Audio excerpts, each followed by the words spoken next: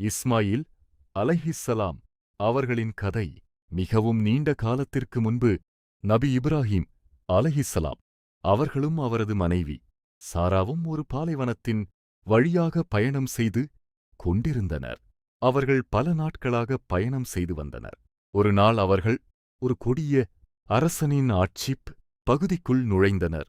நபியின் அழகிய மனைவியைப் பற்றி அந்தக் கொடிய அரசன் அறிந்தான். அவளை தன்னிடம் கொண்டுவர விரும்பினான். அதனால நபியை அழைத்து வர ஒரு வீரனை அனுப்பினான். அந்த வீரன் நபியை அரசனின் முன்னால் கொண்டு வந்தான்.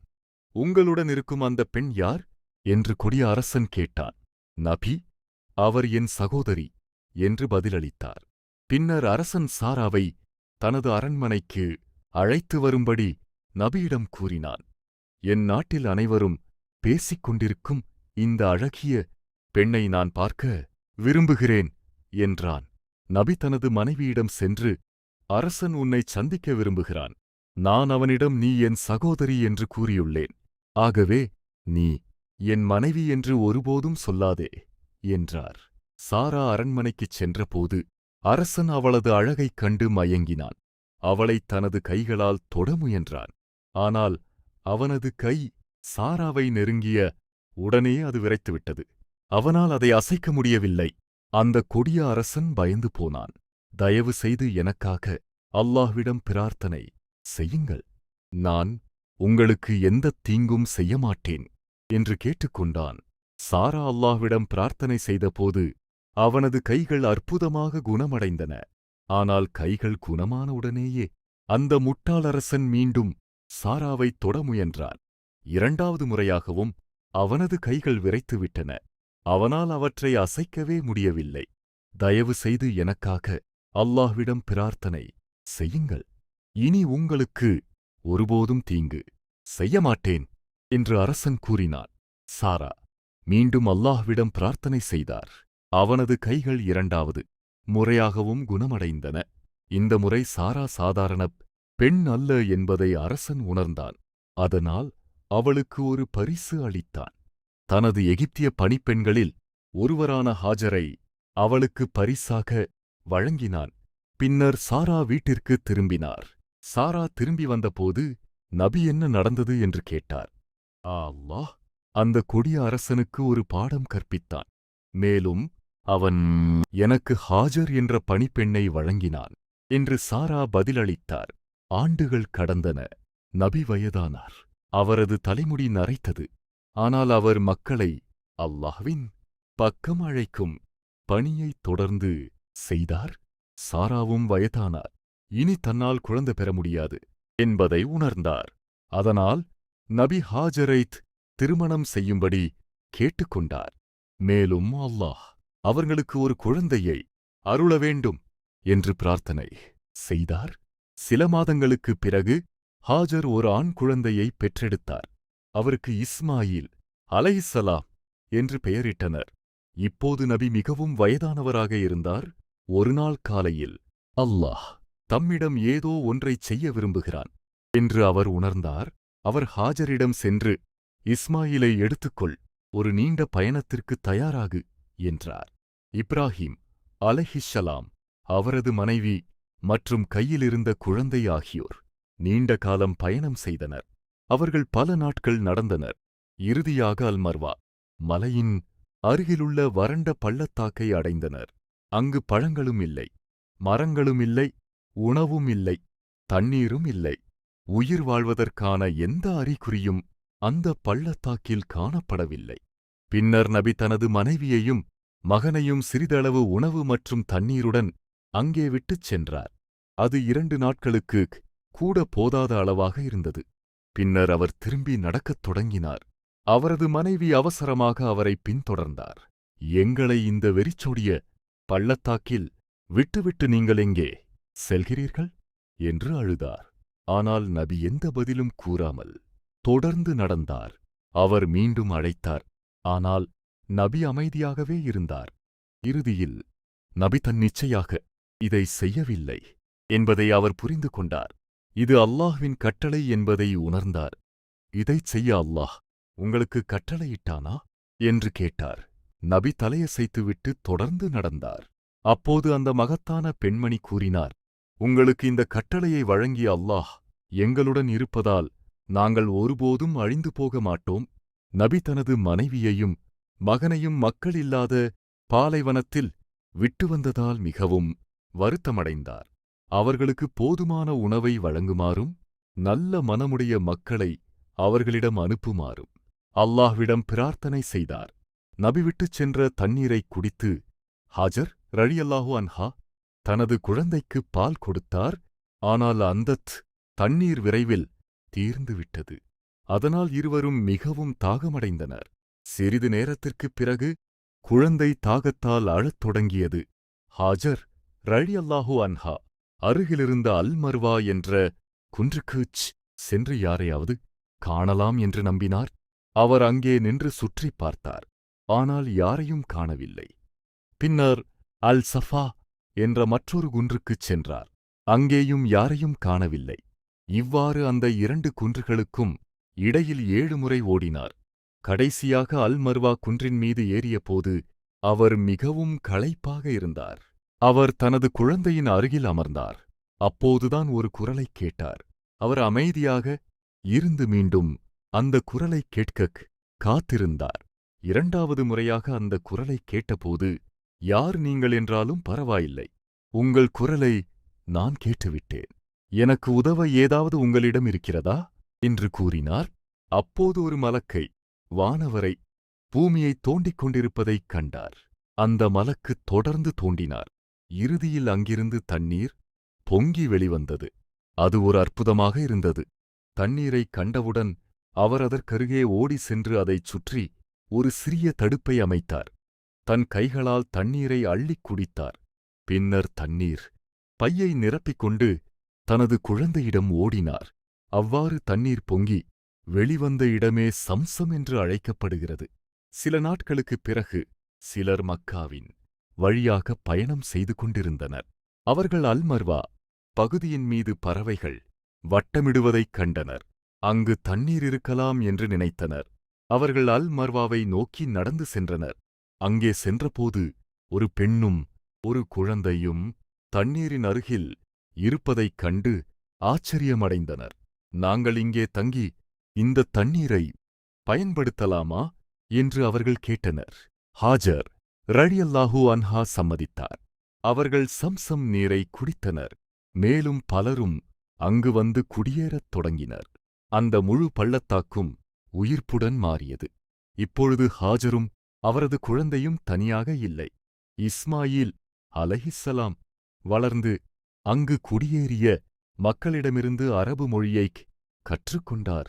அவர் நல்ல பண்புகளும் சிறந்த குணங்களும் கொண்ட இளைஞராக வளர்ந்தார். அவருடைய நற்பண்புகள் மக்களை அவரை நேசிக்க வைத்தன. அவர் தனது தந்தையைப் பற்றி அடிக்கடி நினைத்தார். ஒருநாள் அவரது தந்தை திரும்பி வருவாரென்று நம்பினார். பின்னர் இஸ்மாயில் அலைஹிஸ்ஸலாம் அங்கிருந்த ஒரு பெண்ணைத் திருமணம் செய்து அமைதியாக வாழ்ந்தார். இதற்கிடையில் நபி இப்ராஹீம் அலைஹிஸ்ஸலாம் தனது மகனை நீண்ட காலமாகக் காணாததால் மிகவும் வருத்தமடைந்தார். ஒருநாள் அவர் மக்காவிற்குச் சென்று தனது மனைவியையும் மகனையும் பார்க்க முடிவு செய்தார். பல நாட்கள் பயணம் செய்து இறுதியில் அல் மர்வாவை அடைந்தார். அங்கே வந்தபோது ஹாஜர் ரலியல்லாஹு அன்ஹா சில காலத்திற்கு முன்பே மரணமடைந்து விட்டார் என்று மக்கள் தெரிவித்தனர். இதைக் கேட்டு நபி மிகவும் வருத்தமடைந்தார். பின்னர் அவரது மகன் இஸ்மாயில் அலைஹிஸ்ஸலாம் உயிருடன் இருப்பதாக மக்கள் கூறினர். அதைக் கேட்டு நபி மிகவும் மகிழ்ச்சியடைந்து அல்லாஹ்வுக்கு நன்றி செலுத்தினார். இஸ்மாயில் அலைஹிஸ்ஸலாம் தனது தந்தையைப் பார்த்தவுடன் அவரிடம் ஓடிச் சென்று இறுகக் கட்டித் தழுவினார். தனது கண்களை அவரால் நம்ப முடியவில்லை.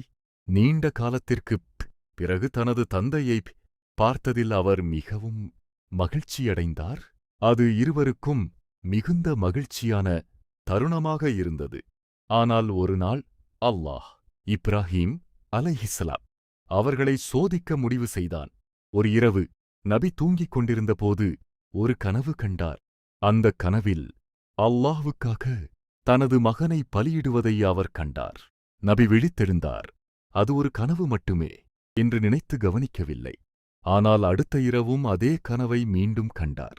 இந்த முறை அது சாதாரண கனவு அல்ல என்றும் தனது மகனை பலியிடுமாறு அல்லாஹ் கட்டளையிடுகிறான் என்றும் உணர்ந்தார். நபி தனது மகனிடம் சென்று அந்த கனவைப் பற்றிக் கூறினார். இஸ்மாயில் அலைஹிஸ்ஸலாம் இது அல்லாஹ்வின் கட்டளை என்பதை உணர்ந்தார். அல்லாஹ் உங்களுக்கு கட்டளையிட்டதைச் செய்யுங்கள் என்று தனது தந்தையிடம் கூறினார். அடுத்த நாள் நபி ஒரு கயிற்றையும் ஒரு கத்தியையும் எடுத்துக்கொண்டு தனது மகனுடன் அரஃபாத் மலையை நோக்கிப் புறப்பட்டார். மலையின் உச்சியை அடைந்தபோது இஸ்மாயில் அலைஹிஸ்ஸலாம் தனது தந்தையிடம் பலியிடும் போது தாம் போராடாமல் இருக்க தனது கைகளையும் கால்களையும் கட்டிவிடுமாறு கேட்டுக்கொண்டார். நபி அவரது விருப்பப்படி அவரது கைகளையும் கால்களையும் கட்டினார். பின்னர் தனது மகன் துன்பப்படுவதை பார்க்க வேண்டாம் என்பதற்காக தன் கண்களைக் கட்டிக்கொண்டார். நபி கத்தியை உயர்த்தினார். ஆனால் திடீரென்று வானத்திலிருந்து ஒரு குரலை கேட்டார். அவர் கண்கட்டை பகற்றினார். அப்போது வானத்திலிருந்து அனுப்பப்பட்ட ஒரு செம்மறியாட்டைக் கண்டார். அல்லாஹ் இஸ்மாயில் அலைஹிஸ்ஸலாம் அவர்களுக்கு பதிலாக அந்தச் செம்மறியாட்டை பலியிட அனுப்பியிருந்தான். தனது மகன் உயிருடன் இருப்பான் என்பதை அறிந்த நபி மிகுந்த மகிழ்ச்சியடைந்தார். நபியும் அவரது மகனும் அல்லாஹ்வின் கடினமான ஒரு சோதனையில் வெற்றி பெற்றிருந்தனர். இப்ராஹீம் அலைஹிஸ்ஸலாம் அந்தச் செம்மறியாட்டை பலியிட்டார். பின்னர் அவர்கள் இருவரும் சேர்ந்து மகிழ்ச்சியுடன் கொண்டாடினர். அதன் பிறகும் நபியும் அவரது மகனும் மக்களை அல்லாஹ்வை மட்டும் வணங்குமாறு அழைத்துக் கொண்டே இருந்தனர். ஆனால் அல்லாஹ்வை வணங்குவதற்காக அவர்களிடம் ஒரு சிறப்பான இடமில்லை. ஒருநாள் அல்லாஹ் நபிக்கு ஒரு வீட்டைக் கட்டுமாறு கட்டளையிட்டான். அல்லாஹ் என்னை கபாவைக் கட்டுமாறு கட்டளையிட்டுள்ளான் என்று நபி தனது மகனிடம் கூறினார். அதற்கு இஸ்மாயில் அலைஹிஸ்ஸலாம் உங்கள் இறைவன் உங்களுக்குக் கட்டளையிட்டதைச் செய்யுங்கள் என்று பதிலளித்தார். பின்னர் நபி கபாவை கட்டுவதற்கு உதவுமாறு தனது மகனிடம் கேட்டார். இஸ்மாயில் அலைஹிஸ்ஸலாம் அதற்கு உடனே சம்மதித்தார். அவர்கள் கபாவின் அடித்தளத்தை அமைக்கத் தொடங்கினர். இஸ்மாயில் அலைஹிஸ்ஸலாம் கற்களை எடுத்து வந்தார். இப்ராஹீம் அலைஹிஸ்ஸலாம் அந்த கற்களைக் கொண்டு அல்லாஹ்வின் இல்லத்தைக் கட்டினார். சுவர்கள் உயரமாக வளர்ந்தபோது வேலை செய்வதற்காக நபி அதன் மீது நிற்க ஒரு பெரிய கல்லை இஸ்மாயில் அலைஹிஸ்ஸலாம் கொண்டு வந்தார். அந்தக் கல் மகாம் இப்ராஹீம் என்று அழைக்கப்பட்டது. அவர்கள் அடித்தளத்தையும் மூலைகளையும் கட்டி முடித்தபோது ஒரு மூலையை நிரப்புவதற்காக ஒரு கல்லைக் கொண்டு வருமாறு இப்ராஹீம் அலைஹிஸ்ஸலாம் இஸ்மாயில் அலைஹிஸ்ஸலாம் அவர்களிடம் கூறினார். நான் களைப்பாக இருக்கிறேன் என்று இஸ்மாயில் அலைஹிஸ்ஸலாம் கூறினார். ஆனால் இப்ராஹீம் அலைஹிஸ்ஸலாம் வற்புறுத்தியபோது அவர் ஒரு கல்லைத் தேடிச் சென்றார். இஸ்மாயில் அலைஹிஸ்ஸலாம் வெளியே சென்றிருந்தபோது ஒரு மலக்கு ஒரு கல்லை நபியிடம் கொண்டு வந்தது. அந்த மலக்கு இந்த கல் ஆதம் அலைஹிஸ்ஸலாம் அவர்களால் சொர்க்கத்திலிருந்து பூமிக்குக் கொண்டுவரப்பட்டது என்று கூறியது. அந்த கல் ஆரம்பத்தில் வெண்மையாக இருந்தது. ஆனால் பூமியில் வாழும் மக்களின் பாவங்களின் காரணமாக அதன் நிறம் படிப்படியாக கருப்பாக மாறியது. இஸ்மாயில் அலைஹிஸ்ஸலாம் திரும்பி வந்தபோது அந்தக் கல்லைக் கண்டு ஆச்சரியமடைந்தார். அது எங்கிருந்து வந்தது என்று தனது தந்தையிடம் கேட்டார். அதற்கு இப்ராஹீம் அலைஹிஸ்ஸலாம் ஒருபோதும் களைப்படையாத ஒருவரால் அது கொண்டு வரப்பட்டது என்று பதிலளித்தார். இறுதியாக அவர்கள் கபாவைக் கட்டி முடித்தனர். அவர்கள் செய்த பணியை அல்லாஹ் ஏற்றுக்கொள்ள வேண்டுமென்று பிரார்த்தனை செய்தனர். அல்லாஹ் தனது தூதரையும் அவரது மகனையும் மிகவும் விரும்பினான். ஏனெனில் அவர்கள் அவனது செய்தியை மக்களிடம் பரப்பிக் கொண்டிருந்தனர். மக்களிடையே ஹஜ்ஜை அறிவித்துவிடு. அவர்கள் தூரமான பாதைகளிலிருந்து கால்நடையாகவும் ஒல்லியான ஒட்டகங்களின் மீதும் உன்னிடம் வருவார்கள். காலம் கடந்தது. நபியும் அவரது மனைவி சாராவும் வயதானார்கள். ஒருநாள் நபி தனது வீட்டிற்கு வெளியே அமர்ந்திருந்தபோது 3 மனிதர்கள் தன்னிடம் வருவதைக் கண்டார். அந்த மூவரும் உண்மையில் அல்லாஹ் அனுப்பிய மலக்குகள் ஆவர். நபி அவர்களை அன்புடன் வரவேற்று வீட்டிற்குள் அழைத்துச் சென்றார். அவர்களுக்காக வறுத்த கன்றுக்குட்டி இறைச்சியைப் பரிமாறினார். ஆனால் அந்த விருந்தினர்கள் உணவைத் தொடவே இல்லை. இதைக் கண்டு நபி பயந்தார். அப்போது அந்த மலக்குகள் அவரை ஆறுதல் கூறி, பயப்பட வேண்டாம் என்று கூறினர். பின்னர் அவர்கள் தாங்கள் அல்லாஹ் அனுப்பிய மலக்குகள் என்று தெரிவித்தனர். மேலும் ஒரு நற்செய்தியை அறிவிக்க வந்திருப்பதாக கூறினர். அல்லாஹ் உங்களுக்கு ஒரு மகனை வழங்கப் போகிறான். அவருக்கு இஸ்ஹாக் என்று பெயரிடுங்கள் என்றனர். அவரது மகனும் ஒரு நபியாக இருப்பார் என்றும் கூறினர். இதைக் கேட்ட சாரா ஆச்சரியமடைந்தார். நான் இவ்வளவு வயதானவளாக இருக்கும்போது இது எப்படி சாத்தியமாகும் என்று எண்ணினார். அப்போது மலக்குகள், அல்லாஹ்வால் எல்லாம் முடியும் என்று கூறினர். சில மாதங்களுக்குப் பிறகு சாரா கர்ப்பமாகி ஒரு ஆண் குழந்தையை பெற்றெடுத்தார். மலக்குகள் கூறியபடி நபி அந்தக் குழந்தைக்கு இஸ்ஹாக் அலைஹிஸ்ஸலாம் என்று பெயரிட்டார். சில ஆண்டுகளுக்குப் பிறகு நபி இப்ராஹிம் அலைஹிஸ்ஸலாம் தனது மகன் இஸ்மாயில் அலைஹிஸ்ஸலாம் அவர்களை மிகவும் நினைத்தார். அதனால அவரை பார்க்கச் செல்ல முடிவு செய்தார். நபி இஸ்மாயில் அலைஹிஸ்ஸலாம் அவர்களின் வீட்டை அடைந்தபோது அவர் வீட்டில் இல்லை. அவரது மனைவி வெளியே வந்தார். நபி இஸ்மாயில் அலைஹிஸ்ஸலாம் எங்கே என்று கேட்டபோது அவர் வாழ்வாதாரத்தைத் தேடி வெளியே சென்றிருக்கிறார் என்று பதிலளித்தார். பின்னர் நபி அவர்களுடைய வாழ்க்கை நிலையைப் பற்றி கேட்டார். அப்போது அவர் எல்லாவற்றையும் குறை கூறத் தொடங்கினார். தாங்கள் துன்பத்திலும் கஷ்டத்திலும் வாழ்கிறோம் என்று கூறினார். அல்லாஹ் வழங்கிய அருள்களுக்கு அவர் நன்றி செலுத்தவில்லை. இதை பார்த்த நபி தனது மகனுக்கு இவர் பொருத்தமான மனைவி அல்ல என்பதை உணர்ந்தார். அதனால் அவர் ஒரு செய்தியை விட்டுச் சென்றார். உன் கணவர் திரும்பி வந்தால் எனது சலாமை அவரிடம் கூறு என்று சொன்னார். மேலும் அவரது வீட்டின் வாசற்படியை மாற்றும்படி கூறு. அதன்பின் நபி தனது வீட்டிற்குத் திரும்பிச் சென்றார். அன்று மாலை இஸ்மாயில் அலைஹிஸ்ஸலாம் வீடு திரும்பியபோது ஏதோ விசித்திரமானது ஒன்று நடந்திருக்கிறது என்று உணர்ந்தார். இன்று யாராவது நம்மைச் சந்திக்க வந்தார்களா என்று கேட்டார். அவரது மனைவி ஆம் என்று கூறி வந்தவரின் செய்தியைத் தெரிவித்தார். அந்தச் செய்தியைக் கேட்டவுடனே அது தனது தந்தை அனுப்பிய செய்தி என்பதை இஸ்மாயில் அலைஹிஸ்ஸலாம் உடனே புரிந்து கொண்டார். அவர் என் தந்தை, அவர் உன்னை விவாகரத்து செய்யும்படி எனக்கு அறிவுரை கூறியுள்ளார்.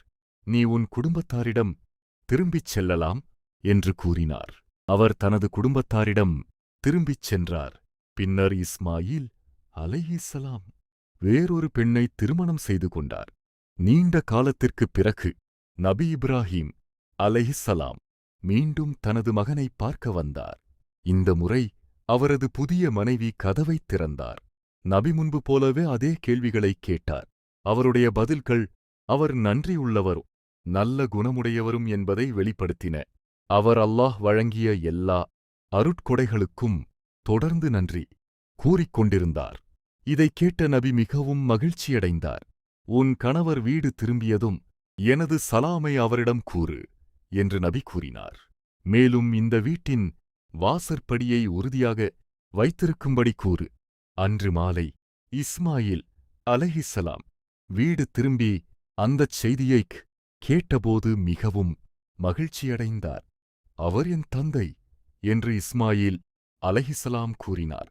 நீயே இந்த வீட்டின் வாசற்படி, அவர் உன்னை என்னுடன் வைத்துக் கொள்ளும்படி எனக்குக் கூறியுள்ளார் என்று இஸ்மாயில் அலைஹிஸ்ஸலாம் மகிழ்ச்சியுடன் கூறினார். ஆண்டுகள் கடந்தன. இறுதியில் அவரது தந்தையான நபி இப்ராஹிம் அலைஹிஸ்ஸலாம் மறைந்துவிட்டார். அல்லாஹ்வின் மார்க்கத்தை பரப்பும் பொறுப்பை தனது மகனான இஸ்மாயில் அலைஹிஸ்ஸலாம் அவர்களிடம் ஒப்படைத்துவிட்டு அவர் இந்த உலகை விட்டுப் பிரிந்தார். நபி இஸ்மாயில் அலைஹிஸ்ஸலாம் தனது தந்தையின் பணியைத் தொடர்ந்து மக்களை அல்லாஹ்வின் பக்கம் அழைத்தார்.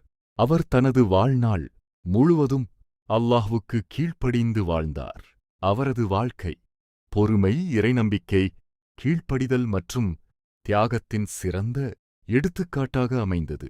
இன்றும் உலகம் முழுவதிலுமுள்ள முஸ்லிம்கள் நபி இப்ராஹிம் அலைஹிஸ்ஸலாம் மற்றும் நபி இஸ்மாயில் அலைஹிஸ்ஸலாம் அவர்களின் வாழ்க்கையிலிருந்து பல பாடங்களை கற்றுக்கொள்கின்றனர்